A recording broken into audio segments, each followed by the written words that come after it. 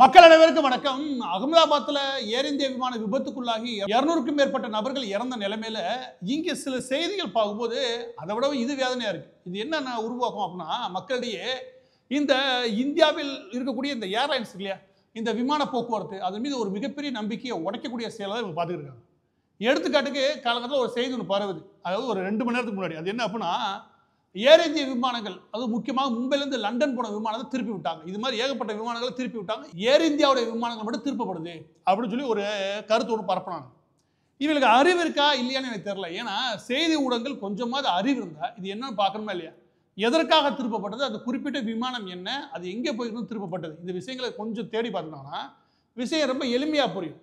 விஷயம் என்ன அப்படின்னா, ஏர் இந்தியா விமானங்கள் மட்டும் கிடையாது, ஏறக்குறைய 30க்கும் மேற்பட்ட விமானங்கள் அந்த நேரத்தில் கேன்சல் பண்ணி திருப்பி விட்டுருந்தாங்க. அதுக்கு ஒரே காரணம், இஸ்ரேல் ஈரான் மீது தாக்குதல் நடத்தியிருக்காங்க. ஈரான் தன்னுடைய ஏர் ஸ்பேஸை முழுமையாக தடை விதிச்சிருக்காங்க. இஸ்ரேல் ஆல்ரெடி பாதுகாப்பு இல்லாமல் தான் இருக்குது. இந்த நிலையில் பொதுவாக லண்டன் நோக்கி போகக்கூடிய எல்லா விமானங்களும் இந்த ஈராக் வழியாக பயணமாகி அதுக்கப்புறம் நேராக டர்க்கியை தொட்டு அதுக்குள்ள உள்ளே போகணும்னு வச்சுக்கோங்க. இந்த எல்லா ஏர் ஸ்பேஸுமே ஏறக்குறைய டிஸ்டர்ப் ஆயிருக்குது. அதனால் இஸ்ரேலை தொட முடியாது, ஈரானை தொட முடியாது. ஈராக்கும் அறிவிச்சிருக்காங்க, ஜோர்டானும் இப்போ அறிவிச்சிருக்காங்க. இந்த ஏர் ஸ்பேஸ் ஃபுல்லாக பயன்படுத்தலைன்னா நீங்கள் சுற்றிக்கிட்டு தான் போகணும். இது ஜோர்டானை சுற்றிக்கிட்டு தான் விமானங்கள் போகணும். இது ரொம்ப எளிமையான விஷயம். இதில் 9 மணி நேரம் பறக்கிறதுக்கான நீங்கள் ஃபியூலை நிரப்பிக்கிட்டு ஒரு விமானம் கிளம்புது. அதனால ஒரு சரியான ரூட் எடுக்க முடியலன்னு வச்சுக்கோங்க. ஏன்னா ஆல்ரெடி ரூட் வந்து பெரிய டிராஃபிக் இருக்குன்னா அவங்க தரை இருக்கிறக்கான வழிமுறைகளை தான் தேடுவாங்க. இது ரொம்ப எளிமையான ஒரு விஷயம். இந்த விஷயத்தை முழுமையாக சொல்லாமல் இங்கே செய்தி நிறுவனங்கள் எப்படி பரவாங்கன்னா, ஏர் இந்திய விமானங்கள் எல்லாமே நாட்டுக்கு திருப்பி விட்டுட்டாங்க மற்ற நாடுகள். இல்லாட்டி ஏதோ ஒன்று சொல்லி கிளப்பி விடுறானுங்க. இது அடிப்படையில் முட்டாள்தனமான விஷயம். இது இந்திய விமானங்கள் 30 மட்டும் கிடையாது. அமெரிக்க விமானங்கள் ஒரு 70க்கும் மேற்பட்ட விமானங்கள், அதோட ரொம்ப முக்கியம் பிரான்ஸை சேர்ந்த விமானங்கள் தன்னோட எல்லையில் பறக்க கூட இவங்க யாரு ஈரான் அனுமதிக்கலை. இப்படின்னு பல செய்திகள் அடுத்தடுத்து அலர்ட் கொடுத்துக்கிட்டே இருக்காங்க. எனவே இது இஸ்ரேல் ஈரான் மீது தொடுத்துக்கூடிய அந்த தாக்குதல்களே அதன் விளைவாக வரக்கூடிய விஷயமே தவிர இதுக்கும் ஏர் இந்தியாவுக்கும் எந்த சம்பந்தமும் கிடையாது. இதுக்கும் இந்தியாவுக்கும் எந்த சம்பந்தம் கிடையாது. பலரும் இதை ஏர் இந்தியாவோட சேர்த்தும் இன்னும் பலர் என்ன பண்ணுறாங்கன்னா, இந்திய விமானங்களுடைய நிலை அப்படின்னு சொல்லி இதை பரப்புறாங்க. இதை விட ஒரு கேவலமான செய்தி எதுவுமே கிடையாது. இதை பரப்பக்கூடியது செய்தி நிறுவனங்கள் போது அந்த செய்தி நிறுவனங்களுடைய செய்தி கொடுக்கும் லட்சணம் இருக்குல்ல, அதை பார்த்தா இன்னும் கடுப்பாகுது. எனவே இது முதலாவது ஏர் இந்திய விமானம் மட்டும் கிடையாது. எந்தெந்த விமானங்கள் திரும்புன்ற நீங்கள் கொஞ்சம் அந்த ஃப்ளைட் ட்ராக்கர்ஸ் இல்லையா 24 நினைக்கிறேன், அதில் நீங்கள் பார்த்தாலே உங்களுக்கு தெரியும்.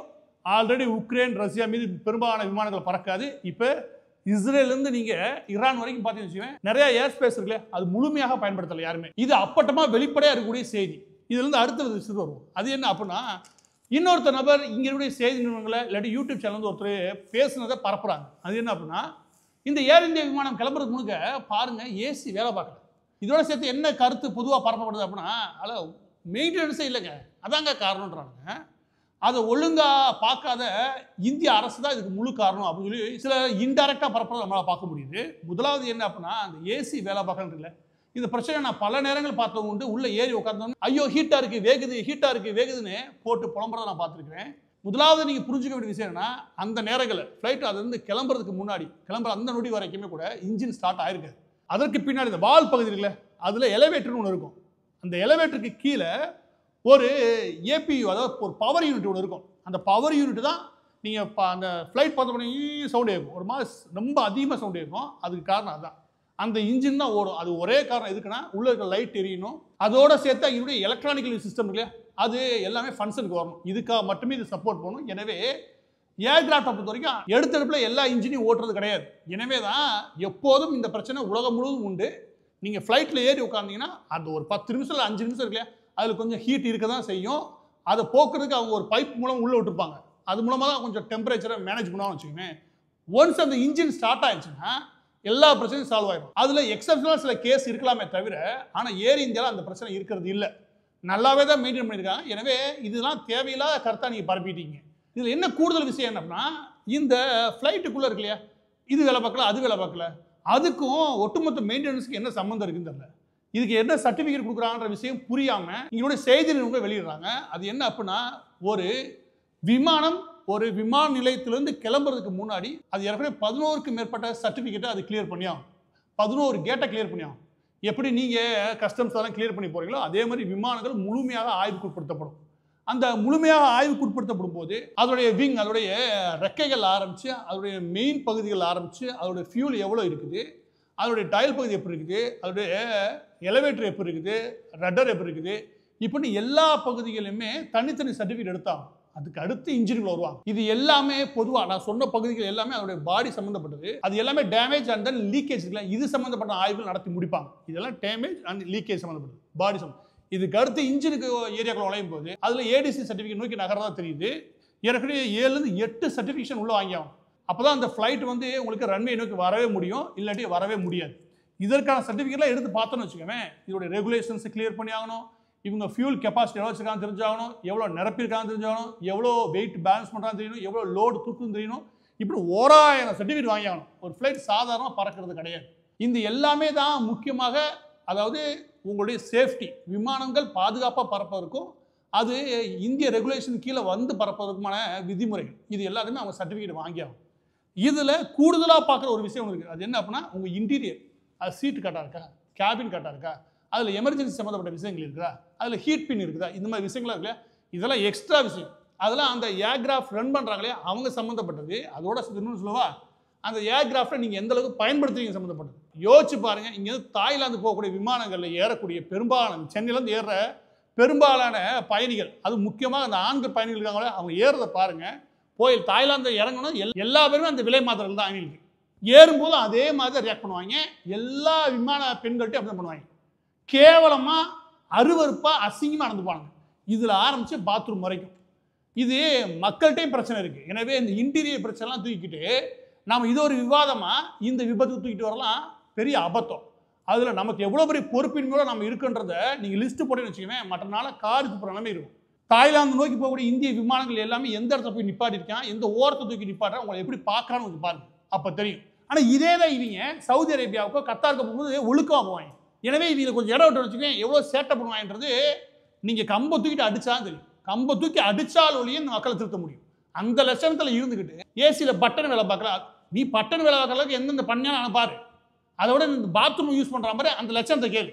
இதையெல்லாம் சொல்லி புரிய வச்சு பள்ளி பாடத்திலே கொண்டு வந்துருக்கணும். அது எதுவுமே இல்லாதனால தான் அந்த மாதிரி ஆட்டம் போகிறானுங்க. தாய்லாந்து ஒரு தடவை கம்பை தூக்கிட்டு, இல்லாட்டி தூக்கு கயிறு ஒன்று மாட்டி விட்டு எவையெல்லாம் சேட்டை பண்ணால் தூக்கி உள்ளே ஏற்றிவிட்டான்னு வச்சுக்கிறேன். எனக்கு தெரிஞ்சு அந்த ஏர்கிராஃப்டில் 200 பேர் ஏற போனோம்னா 100 பேரை தூக்கிட போடுவாங்க. ஏன்னா அவ்வளோ சேட்டை பண்ணிடுறியா ஊருக்குள்ள போய், நாட்டை விட்டு வெளியில் போய் அவ்வளோ அசிங்கப்படுத்துறது இவங்க தான். எனவே அந்த விமானத்துடைய உட்பகுதி இருக்கு இல்லையா, அதை பற்றிலாம் குறை சொல்கிறதுக்கு ஒன்றுமே கிடையாது. ஏன்னா அது இந்த மெயின்டெனன்ஸில், அதாவது இந்த ஏர்கிராஃப்டோட சேஃப்டி அண்ட் ரெகுலேஷன் இருக்கு இல்லையா, இதில் கூட சர்டிஃபிகேட்குள்ளே வரதே கிடையாது. அதெல்லாம் ஆப்ரேட்டர்ஸ் பார்க்குற விஷயம். அவங்க சொல்கிற குறை 1000 இருக்குது, அது தனி கதை. அதையெல்லாம் தூக்கிட்டு வந்து நீங்கள் ஏர் இந்திய விமானம் இன்னைக்கு விபத்தாக இருக்குல்ல, அதற்கு காரணம் என்ன, அதோட மெயின்டெனன்ஸ் என்ன பாருங்கள். ஏசி வேலை வைக்கலன்னு வச்சுக்கோங்க, அவனை செய்தி எடுத்து ஒரு பெரிய விஷயம் செய்தியாக போடுறானா, அதை எடுத்து ஒரு யூடியூப்காரன் பேசுகிறானா, நறுக்குன்னு தலையில் கொட்டி ஏதாவது தெரிஞ்சுதான் பேசுறியா, இல்லை சும்மா ஏதாவது வியூஸ்க்காக பேசிக்கிட்டியா அப்படின்னு கேட்கும். அப்புறம் இன்னொரு தரப்பு இருக்குது, அதை நான் எப்படி புரிஞ்சுக்கிறேன்னு எனக்கு தெரியவே இல்லை. ஒருத்தன் போட்டிருக்கான், காசால அன்னைக்கு நடக்கும்போது எப்படா சங்கிகளா கொண்டாடினீங்க, இன்னைக்கு பாடுறா ஆண்டவன் கொடுத்தான. புரியல. காசாவுக்கும் அகமதாபாத்தில் விமானம் விழுந்து சாகிறதுக்கு என்னடா சம்பந்தம்? விமானம் சம்பந்தப்படுத்திட்டு அதை ஒரு சைக்கோ மண்ணிலைக்கு போய் கொண்டாடிக்கிறீங்க. கொண்டாடுறானா இல்லையான்னு தெரியாது. ஆனால் எதை வெளிப்படுத்துறாங்க பாருங்க, எந்த நேரத்தில் எதை வெளிப்படுத்திக்கிட்டு இருக்க. இன்னொரு பக்கத்து பகவத்கீதை மட்டும் எரியாமல் கிடச்சிச்சு பார்த்தீங்களா, அதாங்க பகவத்கீதைன்னு ஒருத்தர். 2 பேருமே பேசிதான். இது நம்பிக்கை சம்பந்தப்பட்ட ஒரு பக்கத்து. இன்னொரு பக்கத்து தன் ஆள் மனதில் இருக்கக்கூடிய வெறுப்பு இருக்கு இல்லையா, இந்த தேசத்தின் வெறுப்பு, இல்லாட்டி இந்த தேசமே சங்கிகள் நினைச்சுக்கிட்டு தெரியற ஒரு வெறுப்பு இருக்குல்ல, இது 2மே திருத்தப்பட வேண்டிய விஷயம். இதை ஏன் நான் சொல்கிறேன் அப்படின்னா, இந்த விமானத்தில் பயணித்த நபர்களுடைய கதைகள் ஒவ்வொன்றா கேட்குற முடியாது. இதை ஏன் நம்ம சொல்ல வேண்டியிருக்கு அப்படின்னா, இந்த விமானத்தில் பயணித்த ஒரு டாக்டர் ஒருத்தர், அவர் ஒரு 2016 லண்டன் போகிறாரு. லண்டன் போய் அங்கே பெரிய கஷ்டப்பட்டு பேப்பர்ஸ்லாம் ரெடி பண்ணி ரிசர்ச்சில் ஜாயின் பண்ணி அடுத்த கட்டமாக முன்னேற தன்னோட வாழ்க்கையில் இன்னொரு பெரிய ஃபியூச்சரை கொண்டு வரதுக்காண்டி உழைக்கிறாரு. அது சக்ஸஸ்ஃபுல்லாக நடக்குது. உடனே அவர் அங்கேருந்து வந்து தன் மனைவி எம்பிபிஎஸ் தான், டாக்டர் தான், அவங்கள ரிசைன் பண்ண சொல்லி அந்த வீட்டை காலி பண்ணிட்டு தன் 3 குழந்தைகளை கூட்டிக்கிட்டு நாங்கள் ஒரு சிறப்பான எதிர்காலத்தை நோக்கி நகர்றோம். வாழ்வின் பல நாட்களாக நான் கண்ட கனவு இருக்குல்லையே, இன்னைக்கு நனவாகுது, என் குழந்தைகளோட நான் பயணிக்கிறேன்னு ஒரே போஸ்ட் போட்டிருக்காரு. அந்த போஸ்ட் போட்ட அத்தனை வருஷம் உழைப்பு அவர் மிடில் கிளாஸ் வந்து ஏகப்பட்ட ஸ்டோரி போட்டிருக்காரு. அது போட்ட 3வது நிமிஷம் இந்த ஒட்டுமொத்த குடும்பமும் சாம்பலாயிடுச்சு. இது எந்த கணக்கில் எழுதுவீங்க? ஏதாவது அறிவு இருந்தால் எதாவது பேசிக்கிட்டுவியா? என்ன நடந்துச்சு? அதெல்லாம் நமக்கு இருக்க படிப்பினை. இதெல்லாம் கேட்கும் போதே நேற்று நைட்டு இருந்து சரியான தூக்கமே இல்லை. உண்மையில வாழ்வின் அர்த்தம் தான் என்ன அந்த அளவுக்கு போயிருக்குது. இவங்களுக்கு என்ன போயிருச்சு அப்படின்னா, காசால பார்த்தியா நேற்று சிரிச்சியா, சாங்கடா சங்கிகளா, உனக்கு புத்தின்னு ஒன்று இருந்தாட்டு பேசுவியா, குஷ்புன்னு ஒரு பொண்ணு, அவங்களோட வயசு 24. அவங்களுக்கு கல்யாணம் ஆனது ஜனவரியில். அவங்க கல்யாணம் ஆகும்போது அவரோட கணவர் என்ன பண்ணியிருக்காங்க, நான் எப்படியும் அவனை லண்டன் கூட்டி போயிருக்கேன்.